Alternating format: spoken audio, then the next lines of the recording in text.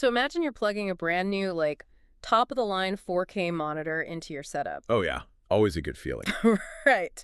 But because you also have this old, dusty 1080p screen hooked up for overflow, your fancy new monitor suddenly downgrades itself to look like it's from 2010. Ugh, yeah. Yeah. Frustrating, right? It's the classic, lowest common denominator problem. Yeah, exactly. One weak link basically drags the whole system down. And that is exactly the problem we're unpacking today. Welcome to today's deep dive. We are looking at a piece of AV equipment that fixes that bottleneck entirely. Yeah, it's a Kramer DA3-18-H. Right, the 1.8 4K HDR HDMI Distribution Amplifier.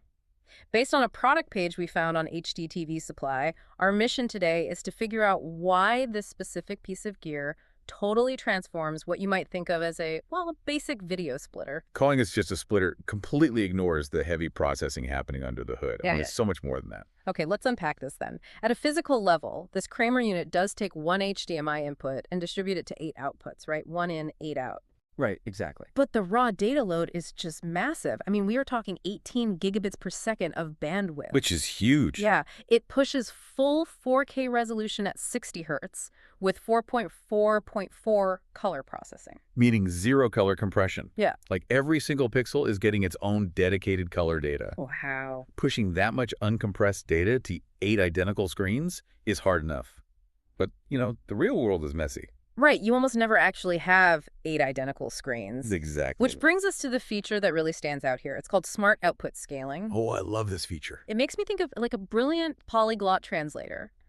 This box can flawlessly shout full 4K to a brand new display in a main conference room, while simultaneously whispering downscaled 1080p to an older screen sitting in an overflow room down the hall. And that ability to downscale individually per port, that's the game changer. Because older splitters couldn't do that. No, not at all. In older standard splitters, if you plugged in just one 1080p monitor, the whole system panicked. Ah, I see. It forced every other 4K screen attached to downgrade just to match that one older screen so it wouldn't black out.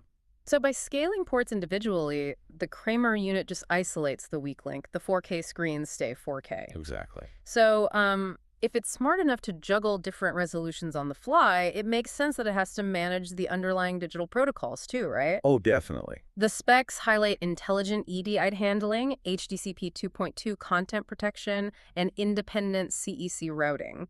I know EDID is basically a monitor's digital ID card. Right. It tells the source what resolutions it can handle. Yeah, but how does a splitter manage 8 different ID cards at once? Well, a cheap splitter usually just copies the ED of whatever is plugged into port 1 and frankly blindly prays the other 7 screens can handle it. Oh, wow. That sounds terrible. It is. But this unit actually processes those handshakes intelligently for all 8 ports to find the best possible configuration. Okay, and what about the HDCP 2.2 stuff? Right, those are basically digital security bouncers. It manages them to ensure copy-protected 4K content doesn't just cut out across your network. Got it. And the CEC routing. By routing CEC commands independently, it lets you send a command to, say, turn off a specific TV in the lobby without accidentally shutting off the screens in the main room. Here's where I get stuck, though. Okay. All that active processing, like managing 8 different digital ID cards, downscaling video in real time, juggling security keys, that usually requires a massive heat sink and a cooling fan that sounds like a jet engine. You would definitely think so. Yet this unit is completely fanless. Right, really. Zero fan noise. Zero. It relies entirely on passive cooling inside this compact half 19-inch aluminum enclosure. You can mount this right behind a TV or side-by-side in an equipment rack and hear absolute silence. That's incredible. And for a unit currently priced at $960 on HDTVSupply. Which is down from a $1,200 MSRP, right? Yeah, exactly. Getting that level of silent reliability for under $1,000 is a major selling point for installers. Okay, looking through the rest of the specs, there's one feature I actually want to push back on a bit. Oh, what's that? It's called Force RGB. Why would a user ever need to manually force a color format if the devices are doing all those smart handshakes we just talked about? Whoa! I mean, shouldn't the tech just figure it out? Handshakes fail. I mean, it happens all the time. Really? Oh, yeah. Some older displays claim they can process complex color spaces like YCBCR. That's where the brightness and color data are sent as separate signals, right? Right, exactly. But they actually can't handle the modern versions of it.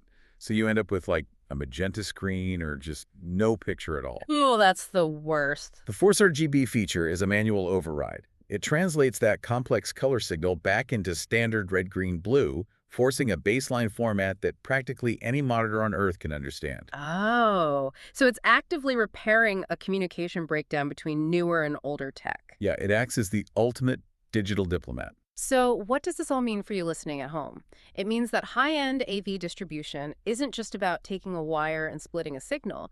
It's about highly intelligent, completely silent traffic control. It's about real-time engineering, Hmm. making sure the message sent is perfectly tailored for every single destination. Absolutely. Next time you walk into a sports bar or a conference center, take a second to look at the screens around you. Think about the invisible traffic cops working behind the drywall. Seriously. Just how much hidden processing power is constantly calculating, translating, and repairing data every millisecond, just so a supposedly simple video image can appear perfectly on every screen at once. Something to think about.